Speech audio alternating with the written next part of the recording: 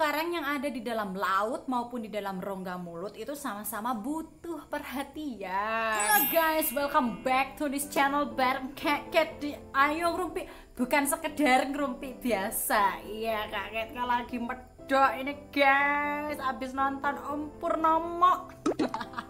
Daripada kalian ngerumpi nggak berfaedah, mending kalian subscribe channel ini dan tonton videonya sampai habis, jangan di skip biar kalian juga ikutan medok. Jadi guys, di video ini aku bakal bahas tentang terumbu karang. Loh, kok terumbu karang? Emang ono hubungannya sama gigi dan mulut? Oke, sing penasaran? Ojo di skip. Oke guys, sekarang serius udah ya medoknya, nanti kalian semua ikutan medok juga. Nah, jadi di video ini aku bakal bahas terumbu karang yang ada di dalam rongga mulut, yaitu adalah yang aku maksud karang gigi atau nama medisnya atau dalam bahasa medis disebut dengan dental calculus. Sepertinya masih banyak yang menganggap sepele karang gigi atau terumbu karang yang ada di dalam rongga mulut ini ya. Jadi ya punya karang gigi di rongga mulut itu santai, itu adalah suatu investasi. Ya aku rasa banyak kan masih suka melestarikan dan juga memelihara terumbu karang di dalam rongga mulut. Kalau terumbu karang di lautan itu dipelihara, dilestarikan itu wajar dan wajib. Tapi kalau terumbu karangnya dilestarikan di dalam rongga mulut itu yang namanya nggak wajar. Tahu nggak? Padahal yang namanya karang gigi itu bisa menyebabkan masalah-masalah di dalam rongga mulut kita, di antaranya bau mulut, gigi goyang, dan juga bahkan kehilangan gigi. Gigi kalian bisa ompong gara-gara karang gigi.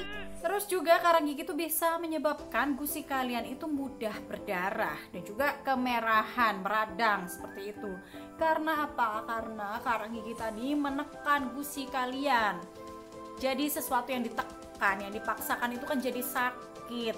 Jadi sebaiknya segera dibersihkan kalau udah menumpuk supaya gusinya itu nggak gampang berdarah, gusinya nggak turun. Kalau gusinya turun, akarnya jadi kelihatan. Kalau akar giginya kelihatan, gigi jadi ngilu. Terus kalau lama-lama gusinya turun, tulangnya juga ikut turun.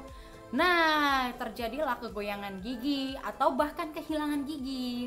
Sebenarnya karang gigi itu nggak secara langsung menyebabkan kegoyangan gigi atau kehilangan gigi. Hanya saja apabila tidak segera dibersihkan, dia akan menumpuk terus dan menyebabkan jaringan yang menyangga gigi itu bisa berkurang dan giginya tidak punya sandaran, jadi dia bakal goyah seperti itu guys. Bayangin gak sih kalau kalian gak bersandar, gak punya sandaran iman kepada Tuhan, iman kalian jadi ikut goyah dong. Nah sama gigi juga gitu, kalau gak punya sandaran dia goyah, goyang. Jadi karang gigi ini awal terbentuknya itu adalah pertamanya itu adalah dari plak. Nah, plak tersebut kalian gak bersihkan atau kalian gak teratur menyikat gigi, atau cara sikat gigi kalian yang salah, yang tidak seperti yang aku udah tutorialkan, dan waktu penyikatan gigi kalian yang tidak tepat itu bisa menyebabkan plaknya menumpuk. Kemudian plak yang menumpuk tersebut lama-kelamaan akan mengeras atau termineralisasi sehingga menjadi dental calculus atau terumbu karang. Nah, dental calculus ini ada yang namanya supragingiva dan subgingiva. Apa itu supragingiva dan subgingiva? Supragingiva adalah karang gigi yang melekat pada permukaan gigi. Jadi kita bisa melihatnya secara langsung kalau di dalam rongga mulut kalian itu ada yang namanya karang gigi. Biasanya menempel pada pinggir-pinggir gigi, di gigi geraham ataupun di bagian dekat lidah sini, gigi depan dekat lidah sini. Nah, kemudian yang kedua ada subgingiva, yaitu adalah karang gigi yang terletak di bawah gusi, yaitu karang giginya masuk ke dalam akar gigi ini. Kok bisa? Iya, mungkin saja itu plaknya menumpuk masuk ke dalam celah gusi kalian. Jadi di antara gigi dan gusi kita itu sebenarnya ada celah.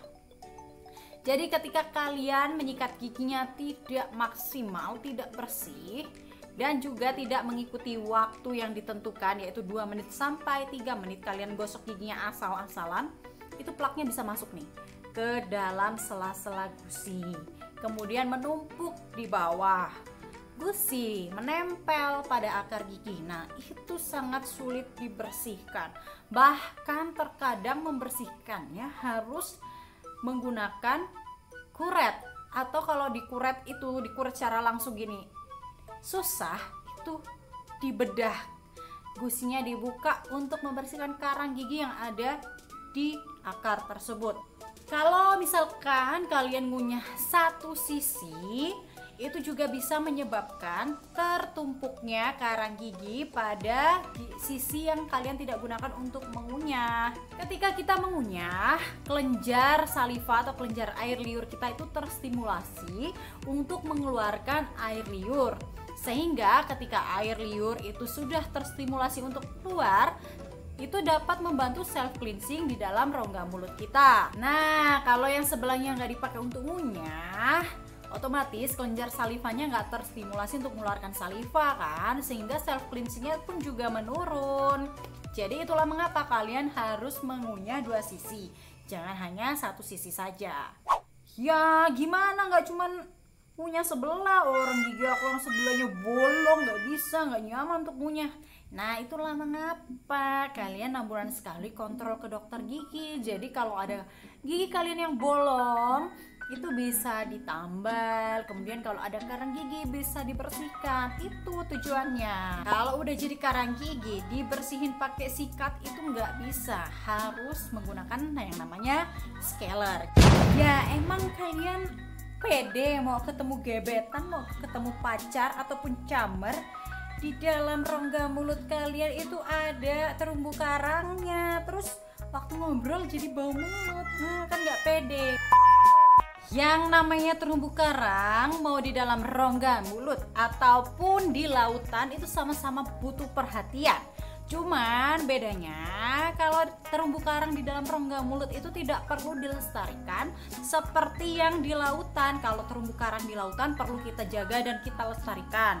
Tapi kalau terumbu karang di dalam rongga mulut, untuk apa kita jaga dan kita lestarikan? Kita buang jauh-jauh aja ke laut, siapa tahu terumbu karang di lautan bisa nambah, ya kan?